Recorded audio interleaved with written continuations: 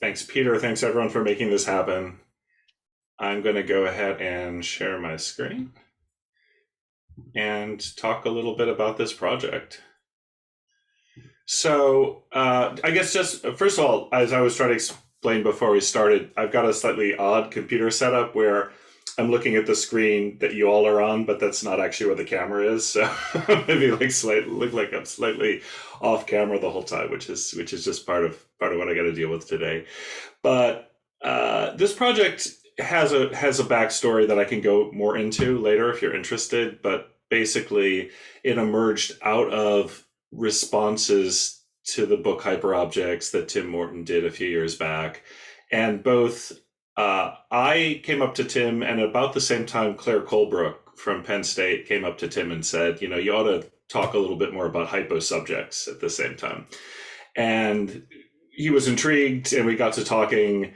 And actually, out of the conversations we had about what hyposubjects might be, is where this little open access book project came through that eventually was published by Claire and Tom Cohen. So the book itself is available free, as all things should be, online, part of the old intellectual commons. And what I have today is just a slides. We're going to read for you a few excerpts from the intro, but not assuming that everyone here has looked at the text, just to give you a sense, as it were, of some of the messages that come out of it. The intro is sort of a digest of some of the ideas that emerge rather organically and chaotically through the space of the conversations. And again, the method of this project is a little unusual. I like to call it improv philosophy because it's not serious philosophy. It is two people play acting at philosophy in a way. Tim, as you know, background in English literature, ecological thinker. I'm an anthropologist by training, also somebody who does a lot of work on energy and environment issues. But we do have a common interest and even a love of philosophy and its many spheres of interlocution. So it's not as though we're not, here sincerely as people who want to contribute to philosophical discussion, but rather not to suggest that we're people who kind of, have our chapters and verses all sorted out. In some cases we do. I could talk for a long time about Hegel and Marx, two of my loves, and then Tim could do similarly with object-oriented ontology and so forth. But anyway, just so it's clear that we're squatters in your space. We're not claim jumpers. So it's a really bad PowerPoint, kind of deliberately so. The whole project is really sketchy. And we try to warn people honestly in advance, but I'm not going to, instead of more like talking around it, I'm just going to jump into it and read it, and then we can talk about it afterwards. Check the warning label before you read any further. It might go something like, what follows is an exercise in flimsy and chaotic thinking. You're bound to be disappointed. No, seriously, don't get your hopes up, especially if you're looking for something like a theory of the hyposubject. Good luck finding it in this heap. A lot of what's happening here, frankly, doesn't make very much sense. Yes, we know we ought to be ashamed of ourselves, but it all comes from a sincere spirit of trying to help, which for beings like us means becoming less. Sometimes it takes two to unmake one. Our I is hallucinatory, a we that affirms and argues with itself by turns. It began as a series of salad and kombucha-fueled dialogues in 2014 that have been subsequently compressed, sliced into pieces, remixed, augmented, and further fermented in the sun and shade. 2014 was a few years before it became obvious that fascism had returned full force to the world alongside, thankfully, socialism. Liberalism is still the same, ever the smug zombie that thinks it's owed eternity. We wrote a few years before climate change became climate emergency. Premonitions and underestimations abound in what follows, but we believe our original intuition still holds. The time of hypersubjects is ending. Their desert apocalypse, fire, and death cults aren't going to save them this time. Meanwhile, the time of hyposubjects is beginning, and they will provide their own theories. Thank you very much. If you know all that already, then maybe don't waste your time with this. We're happy to just be bystanders as hyposubjects come into their own and world themselves. But we also hope to lend a hand as needed. One person's junkyard is another person's playground. The weird little hall of mirrors we've created here is filled with nightmares and jokes and distractions and shards of utopias. We're keen to share this haunt with anyone intrigued by it, basically anyone who feels the madness that accompanies a world turning inside itself inside out. If you're still here, welcome. We begin again by ending. We live in a time of hyperobjects, of objects too massive and multiphasic in their distribution in time and space for humans to fully comprehend or experience them in a unitary way.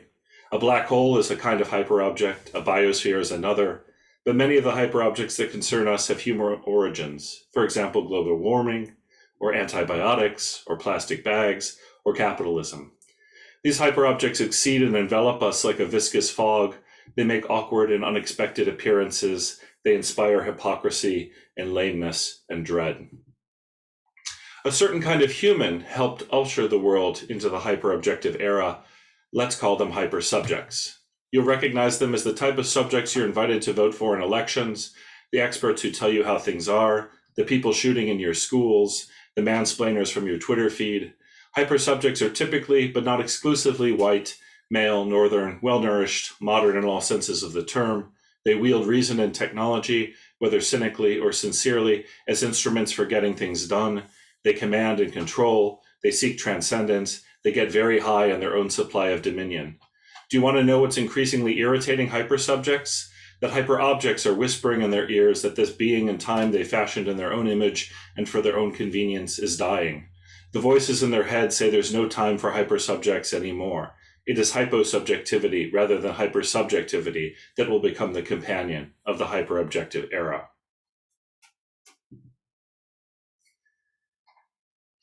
Hyposubjects are the native species of the Anthropocene and only just now beginning to discover what they may be and become. Like their hyperobjective environment, hyposubjects are also multiphasic and plural, not yet, neither here nor there, less than the sum of their parts. They are, in other words, subscendent rather than transcendent. They do not pursue or pretend to absolute knowledge and language, let alone power. Instead, they play, they care, they adapt, they hurt, they laugh. Hyposubjects are necessarily feminist, anti-racist, colorful, queer, ecological, transhuman, and intrahuman.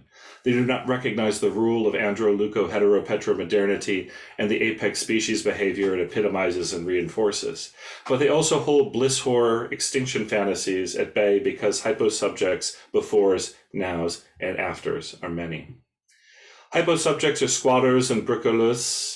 They inhabit the cracks and hollows. They turn things inside out and work with scraps and remains. They unplug from carbon grid life and hack and redistributed stored energies for their own purposes. Hyposubjects make revolutions where techno-modern radar can't glimpse them.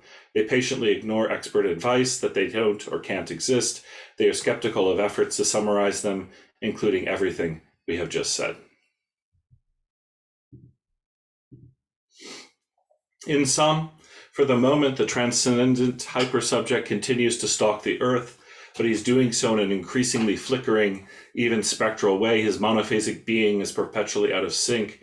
Half aware that his time is past, he lashes out violently, pouts, negates any alternative, bargains for salvational machines and afterlife redemptions. You might pity him had he not left so much ruin and despair in his wake. As we write, huge numbers of these distressed creatures are climbing inside of balloons called Donald Trump, Boris Johnson, Jair Bolsonaro, inflating them, hoping to fly away. But as in Alfonso Cuarón's film Gravity, what awaits us instead is fabricating a future out of ruins and preparing for a long, perilous voyage back to Earth. That future will belong to hyposubjects. If we wish to thrive, we'll become human again as hyposubjects. And this last slide is a mood board that is just contained with things that occurred to me as I was putting together the presentation. Some of them refer to things in the book. Some of them are my favorite pug. Some of them are an image that my daughters drew of me with the Darth Vader head to make fun of me. Hyposubjects is a flimsy, chaotic exercise in improv philosophy by two hypersubjects in search of reform. That would be the log line of the project. And in the bottom right-hand corner, you have the best party. Muses of ours as we were working on this project. Jon Gunnar, the comedian who became mayor of Reykjavik, was in Houston with us and was somebody we were talking about and to a lot in the course of making this. Lower center image is Tim and I with Jaron Lee. often known as the mushroom death suit artist, who's done amazing work on, I think, as a subsended projects of rebecoming and thinking of reconsidering death and life in really fascinating ways. So it's been again. That we're even having a conversation about this is remarkable to me, because in a lot of ways this project is both, serious and also utterly ridiculous. And I thank you, in your advance, for taking it seriously enough to want to have a conversation about it. Tim and I are delighted.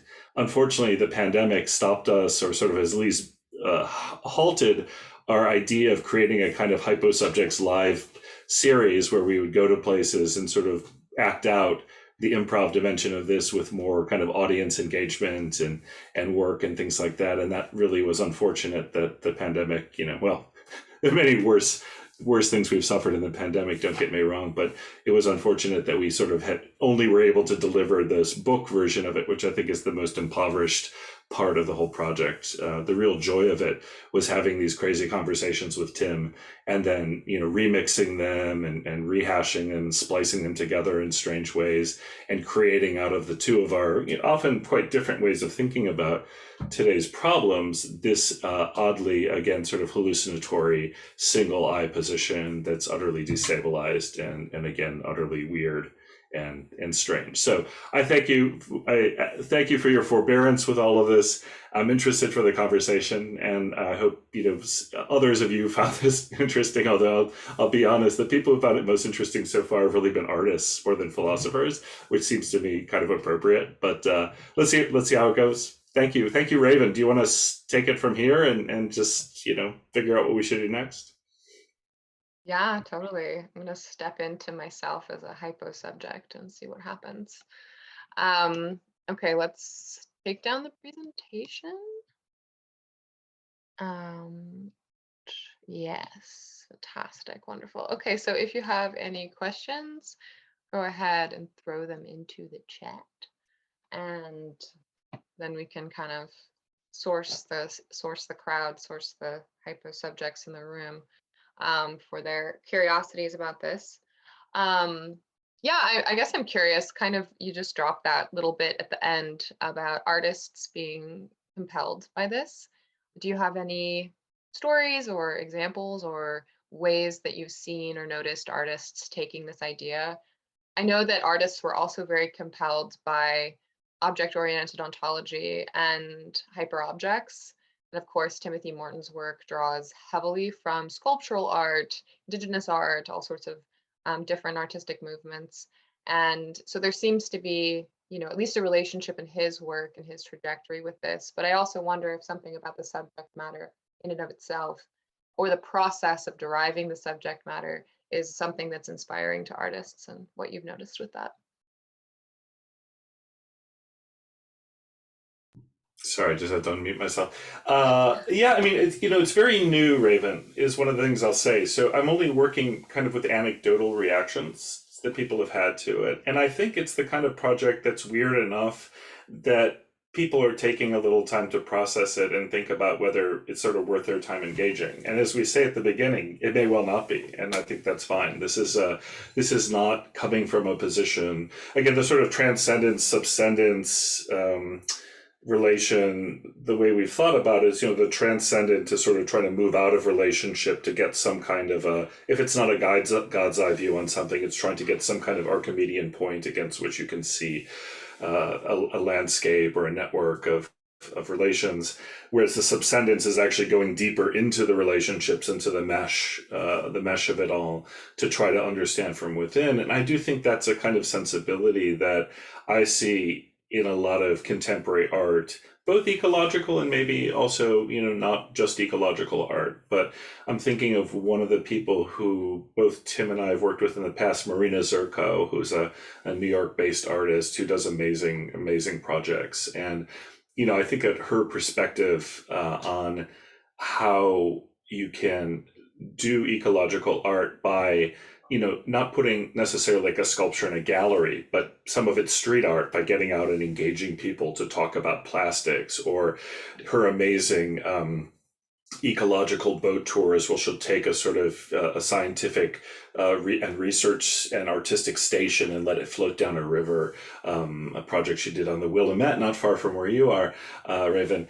Or the project she did in Houston, which I loved, was called Making the Best of It. It was about the future of seafood and about the relationship of oil to marine life. So much of oil is algae, was algae once upon a time, and so sort of surfacing the sedimentary layers where life becomes fossil fuel, and how fossil fuel then enables petromodernity, and all those different geological sediments and all those different sort of hidden relationships which percolate up in the form of a now extremely taxed and ecocided Gulf of Mexico, where algal blooms and jellyfish blooms are sort of all over the place, because it's these ancient species that come back when human mischief sort of overtakes an ecosystem.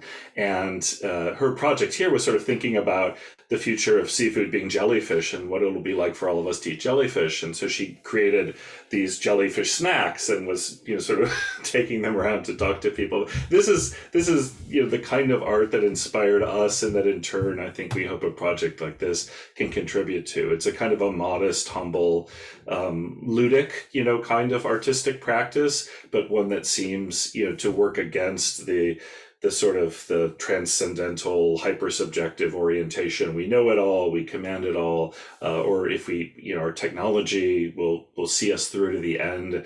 Those aren't, I think we're skeptical, Tim and I are both deeply skeptical of that relation to the world right now.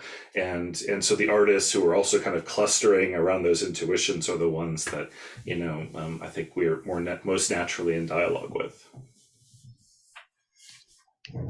Yeah, that makes sense. That makes sense.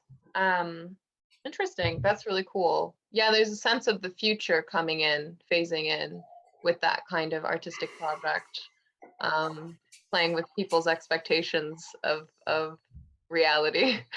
Here's your jellyfish snack. That's what you're going to be eating today. No seafood, just jellyfish. Right. Yeah. Yeah.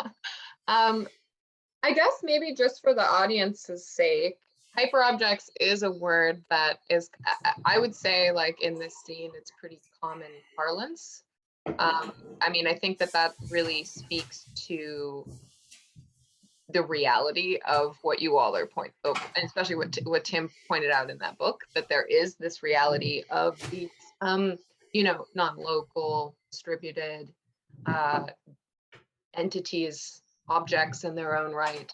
But maybe could you kind of talk a little bit about what is a hyperobject, what is a hypersubject, Right. and then what is a hyposubject? Right. So hyperobject is Tim's concept. Not only Tim's, I think he would say, but it's certainly the one that he's helped to popularize most dramatically. And there's two things I would say about it. And again, you're not hearing, sort of the authoritative Tim Morton interpretation here, just my sort of riff on Tim's thinking. But that on the one hand, we're talking about things that, or objects that are of a scale that is absolutely exceeds the human, both spatially and temporally, and thus that are very difficult to comprehend and to master within the kind of the long-standing technological relationships that modern Western humans have sought to sort of proliferate around the world. So, we may think at some level that we have the ability to control plastic bags, but we don't, right? The plastic bags envelop us, suffuse us in ways that actually exceed us. And that would seem to be a very debilitated condition. And it is, I think, and this is why he talks about lameness and dread and the idea of the hypersubject sort of looming and pressing themselves in upon us as part of our experiential condition and the source of a lot of our anxiety, whether we recognize it or not, about our contemporary condition. But the other thing about them is kind of like a balloon that's inflated. They seem to be very large and very powerful, but it doesn't take a lot to pop them. And I'll tell you, if I could tell you a story which you didn't ask for, but that kind of comes to mind. And we wrote another piece that's not in the book, but could sort of be seen to be a companion to this, which was about Houston and about life in Houston, which is a very hyper-objective sprawling place because it's a site of petroculture and automobility and kind of sort of feral urbanism as it sort of sprawls across a landscape and so forth. And I had just been I'm in Los Angeles some of the time this year as a fellow at the Bear Grylls Institute, and I met a guy there who's cured cancer, which is amazing. The word isn't out yet, but it's great. He's a scientist whose lab is in China, and he's figured out a way to stop the metastasis of over 90% of cancers, which is amazing because metastasis is what really makes cancer difficult to manage. If you could stop it sprawling, you can then sort of remove it through the normal kind of surgical measures. And the way he came about doing this is so brilliant because cancers, and he showed me the picture of these cells, cancers have like little legs. They walk, they kind of almost move, they look like they're moving around like something from that H.G. Wells War of the Worlds thing. They got like long little legs and they're moving around. But the legs of the cancer cells are all these really thin little lines, and the only thing that keeps them stable is that they have these little bands, like in an old, like a wine barrel or something like that, that holds all these thin strands together. So he's figured out a drug that essentially snips those little bands, and then the legs that seem so strong and powerful just collapse like a bunch of spaghetti noodles. And the cancers stay where they are, and once they stay where they are, they can be sort of removed in a targeted basis. So Tim and I were talking about this, and he was like, "So cancer is fascistic?" I was like, "Yes, it's fascist," because it's got the sort of the classic sort of Mussolini fascist band structure of keeping everything strong. And the reason this all is apropos of hyperobjects is I think what Tim would say is that hyperobjects have that relation to they seem to be much stronger and more present and powerful than they are. Actually, as he would say, the whole of capitalism is less than like a polar bear, because in the end, capitalism can be unmade sometimes through little strategic snips in places you wouldn't think that allow it to become much less powerful and sort of world making and destroying than we would normally think it to be. And that, of course, is extremely counterintuitive to the realist way we would go through the world. But I actually think that's kind of the promise of the type of philosophy that Tim has been offering, is that there are points at which the hypersubjects, to get to the second part of your question, those people who sort of epitomize that transcendental command and control mentality, who believe that, through the work of industry and technology, that the world can be created in their own image to satisfy their own desires, to produce their own luxuries, that you see that there's an emptiness to that too. It's much less than it seems to be, and I think we've seen this with the Trumps and Putins of the world in a way, even though they're capable of unleashing mass destruction. Don't get me wrong; I'm not trying to minimize the damage they're doing, other than to say that they don't have the sort of the hyper powers that they pretend to do, and that in a way there is this role for hyposubjects, which are beings, and we're agnostic as to how you want to think about them. You can think about them in a more than human way, in a way that gut bacteria, without whom we'd be nothing, are hyposubjective. There's humans that I think could try to take on these hyposubjective dispositions too. I mean, we try. That's part of the project, I think, is to encourage ourselves to reform and to evolve out of a background and an identity position that's totally hypersubjective, not claiming it's not, but rather that's not necessarily paralyzed in that condition either.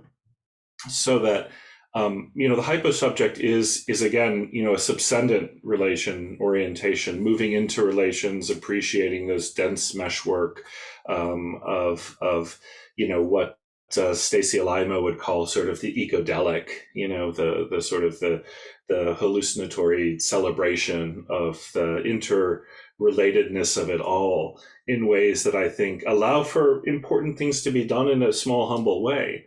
And there are examples that we talk about in the book of people who we think have inspired us, including, I mentioned, the Best Party in Iceland, who were a group of satirists and performers who ended up making a really important political intervention in Icelandic politics after the 2008 crash, in part because they sought to oppose the kind of technocratic governmentalist orientation of regular politics, and instead to sort of suggest that ridiculous people and amateurs and silliness, if it were to be brought into the political sphere, in other words, if you were to put artists in charge of the world, that actually you would find that they would do a pretty good job, and in some ways might be able to express or to help solicit and contribute to democratic sentiments that typically get buried in the expert parvenu relationship, where people are like, I'm in charge, I know what politics is, I'm going to tell you how things are, just trust me to do it, right? And the hyposubjective orientation, I think, is much more about, wait, it's not, maybe experts don't know everything. And in fact, perhaps if we all embrace with a little bit more humility our lack of understanding of these complex systems, but our willingness to try to work together to change them, that maybe that offers some different roads forward, both politically and otherwise. So I'm sorry, it's a long question, but I wanted to sort of give some examples there to help ground what otherwise you probably rightly figure is a kind of abstract typology. Yeah, definitely. Thank you for leading us through that. I'm going to tag in Steve. He's got a question from the chat.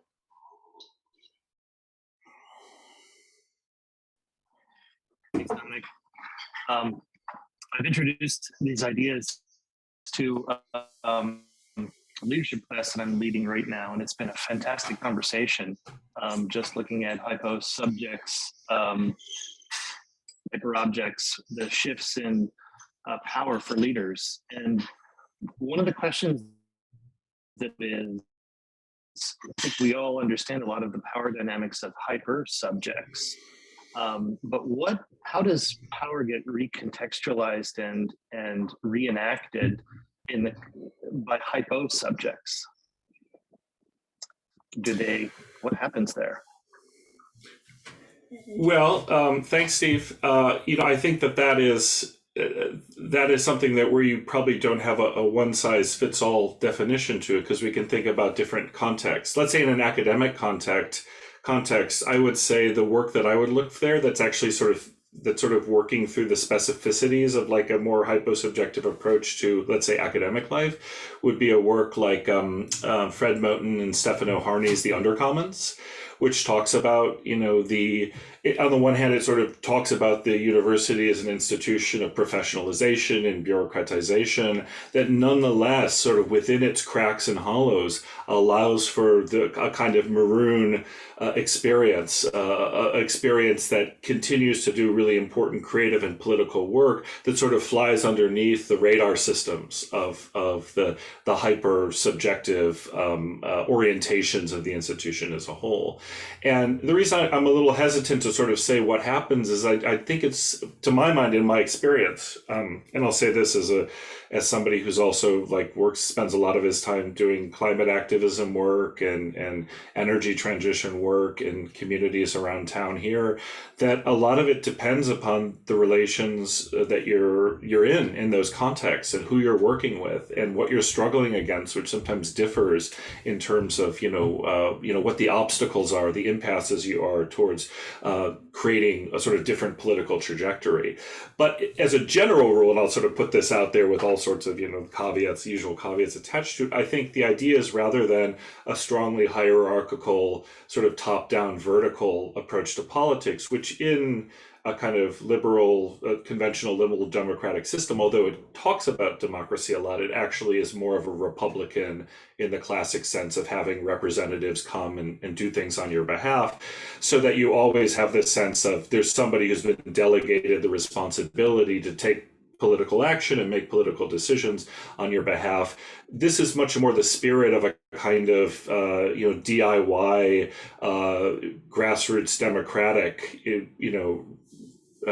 type of organization, where people really do have to engage in the process of political world making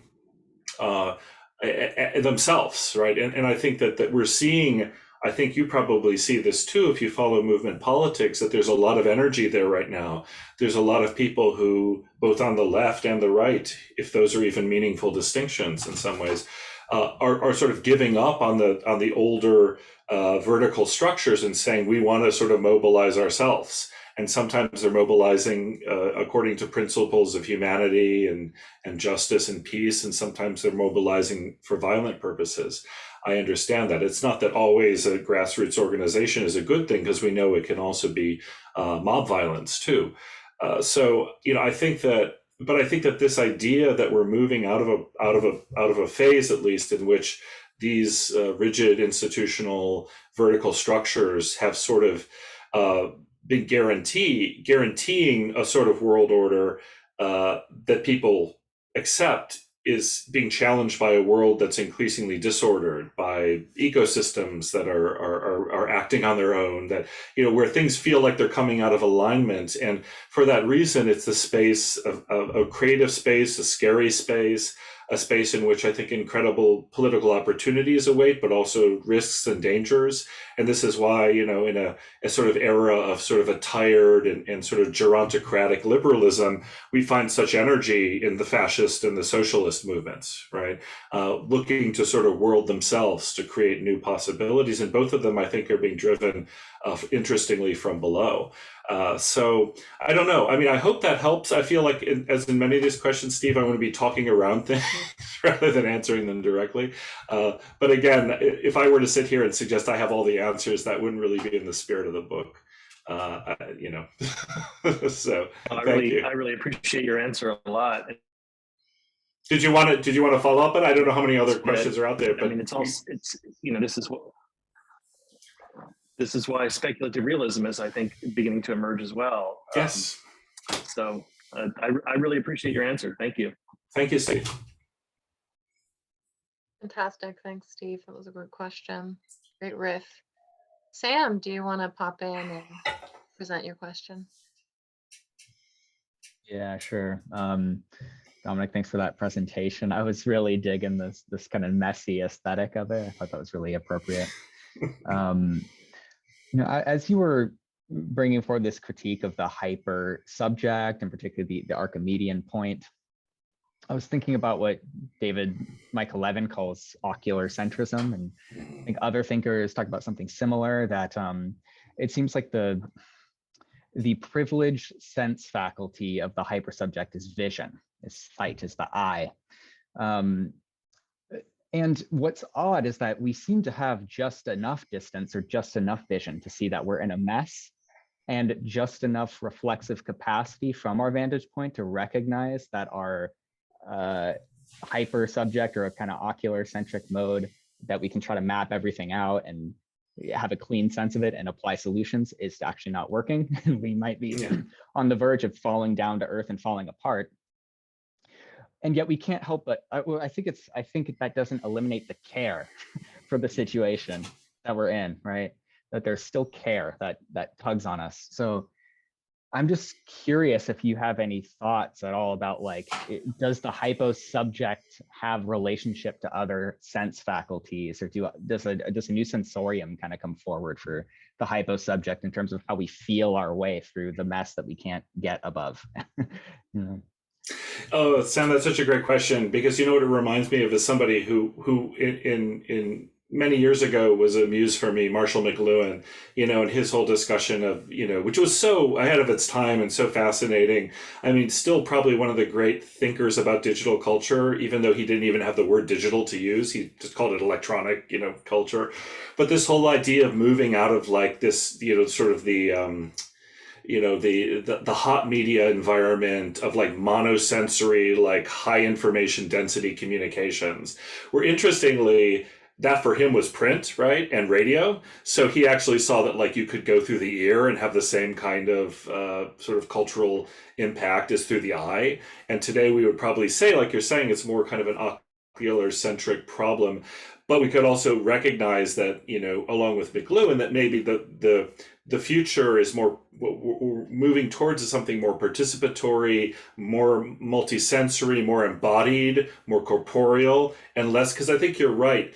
I think the thing about the ocular centrism is, because of the nature of that sensory apparatus, it's always quite possible to, like, see a world that is not you. There's something about it. Whereas I think, in my experience, if you deny sight or you pluralize your senses in a way, you begin to realize your tactile, olfactory, gustatory entanglement with the world in a much more immediate way. So I feel like sight allows you to have distance. I don't know, maybe that's not right, but I mean, I feel like that's something that you're teaching me right now, that it kind of creates this distance, and then perhaps there's like a possibility by resisting sight a little bit, or by making sight no longer the king of the senses. There's a great book, if you're interested in reading an anthropology book, called The Ethical Soundscape, that was written by a guy named Charles Hirschkind, and it's about Islam and about how the authoritative senses of Islam are ultimately sound in the heart rather than the sight. And so, but he talks about this deeper history of the senses, even in Western Christianity, where we had to discipline ourselves into that sight relationship, because it used to be the case that people heard God talking to them all the time. There was always this sort of sense the angels and the devils and God and Satan and everybody else would be in your ears, so to speak, and in your mind. And part of the project of the sort of the modern Western empiricist, visualist culture was sort of dampening down sound, dampening down touch, dampening down taste, so that sight could sort of reign above the other senses. And I think it's a really good insight that the hyposubjective orientation is probably one that is intrinsically multisensory in that way, because it's not going to sort of take the sense data only from sight, because I do think that is part of this. Now, again, I feel as I'm beginning to see the crypto McLuhanite thinking here in my thing. So thank you. That's a nice revelation, but I think a great point, Sam. Awesome. I love that turn. McLuhan, critical thinker here. I have a question from Peter that I'll read. One theme I see in people drawn to the Stoa seems to be an allergy towards becoming a hypersubject. Potential through lines: a fatigue in playing status games, capacity to spot bullshit, fear of becoming narcissistic, but mainly a lack of knowingness or having an intellectual humility in what to do as an individual in the face of the various hyperobjects we are living in. What is your sense of having an embodied awareness of hyperobjects leading to hyposubjectivity? Well, first of all, Peter, thanks. That's a great way of, I think, connecting this conversation to the broader mission of this whole setting that you've helped to develop here, which is great, and I think it's really appreciated. I think that, it's funny to think about how we sense hyperobjects in corporeal ways, because again, when Tim is talking about the capacity to be multiphasic, and the fact that like you'll have a like a sense impression of a hyperobject that is not the hyperobject itself, that that ontologically speaking, at least in his way of thinking about it, what the hyperobject is not the same as the kind of the representation of the hyperobject. The plastic bag that's floating down the street in front of you is not the hyperobject of the plastic bag itself, if that makes sense. And in that way, we can always, we can sort of come up to a hyperobject. You can sort of brush against it a little bit, like the Freudian unconscious, but it's almost like we see the symptom always rather than the underlying, sort of phenomenon itself. And I don't know. I mean, like, is that back into some of the, epistemological problems of the Kantian Cartesian tradition? I don't know. I mean, some of you might think of it in those terms, where you have a sort of gap between sign and underlying material reality. I think that's something to be suspected. The way I think about it is that I am somebody who's pretty influenced by psychoanalysis, at least in my own trajectory, as well as Hegelian Marxian thinking, and so I do tend to think that there is a kind of we come to understand things conceptually once there's a certain weight of sensory embodied material experience that we have with something. Like, we don't necessarily get the concept until there's a certain robust set of experiences that kind of build upon each other. They stack, they reiterate, they sediment to create something that at the pinnacle of which we have a nice concept, we can talk about it. And there are all sorts of, examples in the Hegelian and the Marxian traditions. It's a concept that emerge at the end of a field of a period of material development rather than at the beginning. So if you're looking, so one of the questions I like to ask is, why are we thinking about hyperobjects now? I mean, why has this become intuitively corporeally intuitive to us, so we feel as though a hyperobject is a good concept to describe a set of experiences that we might be having. And I do think that there's probably something to be said there about the great acceleration. So much of the the substance of something like petroculture, which is fuel, but it's also plastics and things like that. So much of that has been produced really, within my lifetime of 50 years. So much of the volume of what this way of modernity has produced has actually come into being in a relatively short space of time, whether you're talking about carbon emissions or plastics and so forth, that I feel as though that mounting, the swelling of the sort of industrial productive apparatus fueled by oil and gas is become more experientially, phenomenologically present to us in a short space of time, that might lead to this sort of conceptual thinking, the hyperobject makes sense. Like, things are now beyond a scale at which we can perceive them. There is a plastic bag in my hands, but the plastic bag as hyperobject is something that exceeds the bag in my hands too. There's a different order that we need to be thinking in. And so I guess, but hopefully also this intuition of the hyposubject not as a kind of a category of subject that is disabled by that hyperobjective status, but that actually is enabled to, in all the empty porous spaces within the hyperobjects, to undertake new kinds of action and transformation. That there still are possibilities, because we know, yes, we live in a world whose oceans are choked by plastic now, but we still are here with the transformational capacity to make things happen. Maybe not exactly the way we choose. I'm not suggesting naively that we have pure will or anything like that. I'm sure plenty of people on this call would have all sorts of ways of wanting to push back against that, but rather just the sense that we still have enabling powers. We still can I talk a lot in my own work about revolutionary infrastructure, where infrastructure is meant as an enabling relationship, where we can sort of enable things to happen through our capacities. And I think we can enable things to happen within a hyperobjective world, and that those projects can either try to reinforce the hyperobjective, hypersubjective trajectories, or they can work against it. They can try to undermine, to hack, to redistribute energies towards other projects. And I think that that's, to my mind, is where the political work of the contemporary should be focused, is on sort of building, taking apart these hyperobjects from the inside, so that you can see them, like those famous, parasitical wasps who sort of burrow into something and work from within to create a new kind of life form from within it. I think that's kind of the relationships or the politics we should be working on today. Cool. Ed, do you want to ask your question? Oh no, it just occurred to me about hyperobjects haven't been mentioned at all. What the hell are they? Yeah, I know.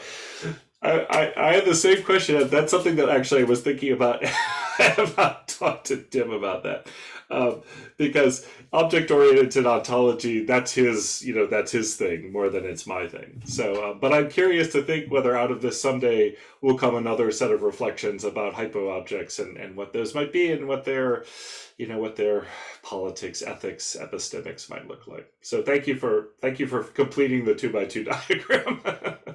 Good. Cool. That's a good open. Maybe you need some improv philosophy to figure that one out. Yeah, could we stage Yeah. something like that? I think it would be great to get some some scholars of hyperobjects, some thinkers, and the object-oriented ontology scheme together, and that would be a prompt, would be sort of what's a hypoobject, go, and sort of see what people could come up with. Can I say, Raven, the rules, I think in terms of the rules of improv, there's two kind of great moieties of comedy. There's the stand-up moiety and the improv moiety. And I think that the rules of improv that have been articulated by the great Tina Fey, ought to be abided by, which are, yes, you affirm, your first act is to affirm what your partner is working on. And then it's yes and, so you have to affirm but build upon what they're working on. And it's sort of this sort of jointly constructed Jenga tower you're working on. And then make statements, because you have to actually just commit to sort of elaborating this world that's being built rather than just asking questions about it or sort of standing as a bystander. And then finally, there are no mistakes. There's no way you can go wrong, because this is not a right or a wrong setting. It's a collaborative construction. And I actually think it's not a bad way of thinking about what philosophy can do, right, in a more collaborative, hyposubjective register. Very much so. Max, do you want to ask your question? Yeah, it seems like hyposubject is a new way to say something, that's already been there. And perhaps hypersubject would be akin to an alpha, like the dominant alpha. And I suppose perhaps a hyposubject will be an evolution on the alpha, maybe on a more, say, cooperative, bottom-up. Maybe one is top to bottom, one is bottom-up leader, but it's still a kind of a leader, right? It's a new way to be an alpha, I suppose. Yeah. Well, sir, I mean, I think that there's certainly, but I think maybe what you see, I don't know. I mean, I'm not going to obviously suggest other than what I'm thinking here, but that if you could remove a bit of jargon and go to the essence of what it actually entices, what would you say it is? Well, I think that to take the alpha as an example, which I think is a good point of entry to thinking about something like a hypersubject, which again, is a riff. It's a riff on thinking about hyperobjects and how they come into the world, and then sort of So there's a lot there about sort of that explains the jargon, not justifying it, but explains how you get there. But the alpha, I think one of the things, the alpha, at least in the conventional psychological mode of thinking about an alpha, is this dominating character, this forceful character who's able to lord it over, and that they're sort of constitutively that way. Like you have alphas and your betas, and you're sort of born an alpha or beta, or maybe it's because of your family environment, you become an alpha, beta, your birth order, something like that. But what I think the hypersubject lets me see is the contingency and the precarity of this alpha position too. So that somebody like Donald Trump, full of bombast, but a totally empty character, right? An empty, yearning, mauve desire, and just a broken human in so many ways. That's also part of the hypersubject position to me. It's a dominating character, but also somebody who's actually at some level quite a broken human, somebody who, because they're seeking to sever the relationships that enable any human to become what they can be, they always are sort of buying their hyper subject position, if you will, their alphaness, at the expense of their own humanity. So it's very much like the Hegelian master-slave, dialectic in that sense, right? Where to become a master, you have to beat somebody else into submission, but at the end of the day, you just want the recognition of being somebody who's a human among others, a free human, and you can't do that in the relationships of violence you've constituted. So yeah, I hear what you're saying, Max, and listen, if you don't like this language, you shouldn't use it. If there's a simpler, more elegant workaround to some of the same ideas, I would totally encourage you to go with those instead. I think this is here as muse words to sort of think a little bit with and see if they're helpful. And I think that, at least with hyperobject, definitely that concept had a certain resonance. It was apt. It epitomized something for people in a way that sort of beginning to pull on that thread a little more as we do in this project. We're wondering if the hyposubject has that resonance too, and it may not, or it may not yet. I'm not sure, But No, I think it's a useful concept. I'm not discarding it whatsoever. yeah, no, thank you. Though I think that's a good the connection to the alpha is very great insight. I think. Yeah. But it's still in a way like because it seems to indicate this is the type of person that we need more of, or that gonna potentially, if we talk about game B, are gonna usher this transition towards this. We could say Peter maybe is like a hyposubject, right? Not a very dominant. He's an alpha, but he's not a dominant type of alpha, and he's very open to ideas and not set in stone. Like, would you say it's a fair assessment? Yes, and I think the only thing I would say there is I think there's a hyposubject as a human hyposubject that we could talk about, but then I think we were also interested in exploring the hyposubject in beyond the human too, and thinking about recognizing the agency and potentiality of all sorts of other subjects too at the same time. The gut bacteria, for example, the many beings that help co-constitute a world, and it's a kind of it's a more of a kind of Donna Haraway type insight. I think a sort of recognition that there are many beings that constitute human projects together, and they exceed also human projects. So in ways that we want to be attentive to.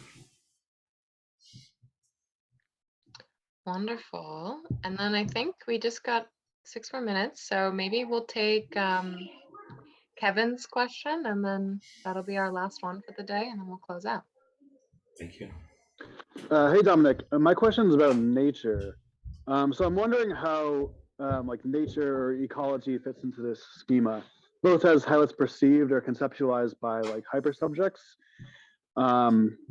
and also how it's perceived by hyposubjects, and like the limitations of the hypersubject perspective on nature.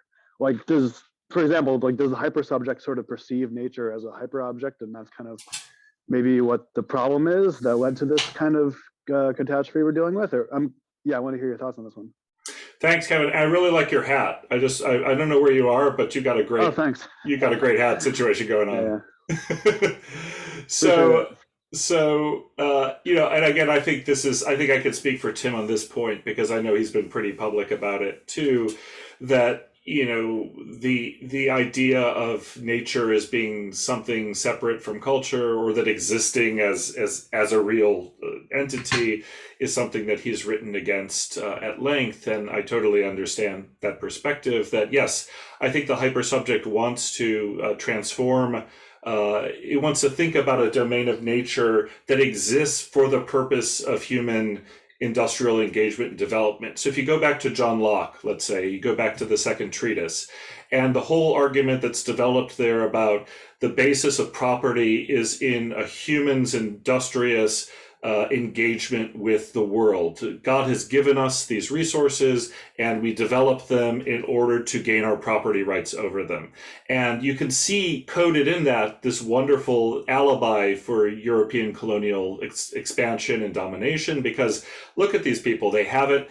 Even if they're working hard, they're not working rationally, and they're not working industriously because they're not using technologies of the kind we have. And maybe the technologies are also a sign of our grace in God's eyes. And so developing the capacities of the world, nature has always been part of this story, been part of a deep story, at least in liberal political philosophy, about a world that exists as a domain for human engagement, encumbrance, and development of its potentialities. So I think it's hard to separate, for me, and I think for Tim too, nature from that whole history, and then to wonder, well, what is, if we're not talking about nature and culture, if we want to, for a while we were pushing them together and saying nature culture, and I don't know if that's satisfying to anybody. It's not really that satisfying to me.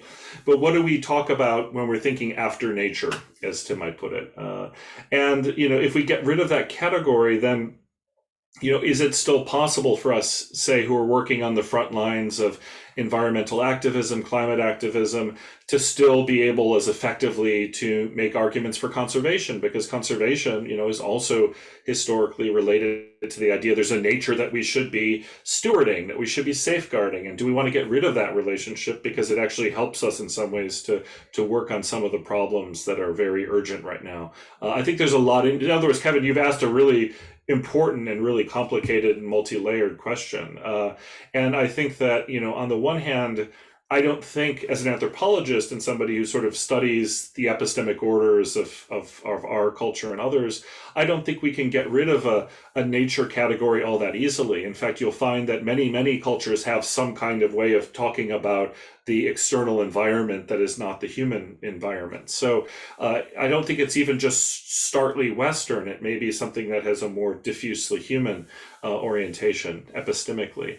But at the same time, I think we have to get away from the idea that we are able to control this nature, that we should be allowed to control this nature, that our technologies can sort of operate within nature in a way that has effects that we can control, because obviously we can't. For all the wonders of technology, we cannot control all of the effects that they're producing, and that some of those effects are now spiraling out of control, where literally the world itself is, if you've heard of this concept of performativity, right, where expert models create the world they're trying to map, nature is now having an inverse performativity of wrecking our models and saying, we don't even know where we're going because we've never seen Antarctica this hot before at this time of the year. We don't know kind of where to go with this. So it's undermining actively the expert orders that have been set up scientifically. So I think that, ultimately it is about, and somebody mentioned, I'm sorry, I haven't been able to read all the comments in the chat, but I'm seeing a couple of things fly by. And I know somebody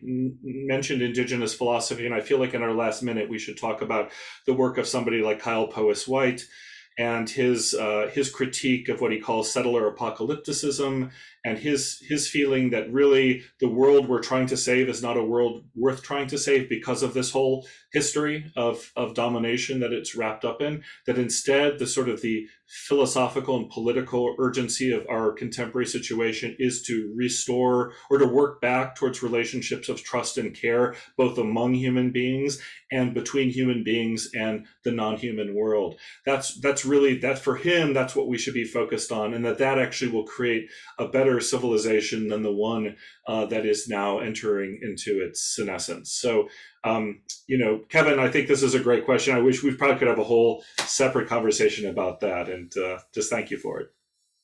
What's his name, Kyle? Kyle Powys-White, and let me go ahead and put him in the chat if I can. Great, thank you. If you haven't checked him out, he's a Potawatomi philosopher, and just doing brilliant work, especially on these questions of the Anthropocene. Amazing, fantastic. Well, that brings us to the end of our time here. Dominic, it's been such a pleasure to have you. It's been fun. It's been lively. Yeah. Thank you so much for so many of you joining us. Just a great surprise and a delight to be here with you today. Amazing. Thank you so much. Hope you have a wonderful day, and maybe we'll see you back here at the Stoa. And then before we go, I wanted to ask Steve if he wanted to plug his event later in May. Well, that's unexpected. Yes, I'm going to be hosting something on the Stoa as well, talking about unfolding the meta crisis, bringing some distinctions actually really resonant with Timothy Morton and Dominic's work. So I was really excited to see this talk pop on today, and glad I could make it. So this will be May 10th, I think, if my memory serves. Great. I just wanted to also say I dropped the link to the free PDF to the book in the chat in case anybody's interested in reading it. Fantastic. And then you were invited to Berlin. Did you catch that in the chat? No, I didn't.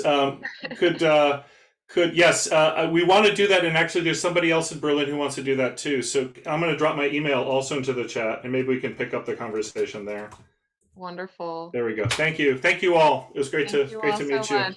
Fantastic. Take care. Have a good one, everyone. Bye.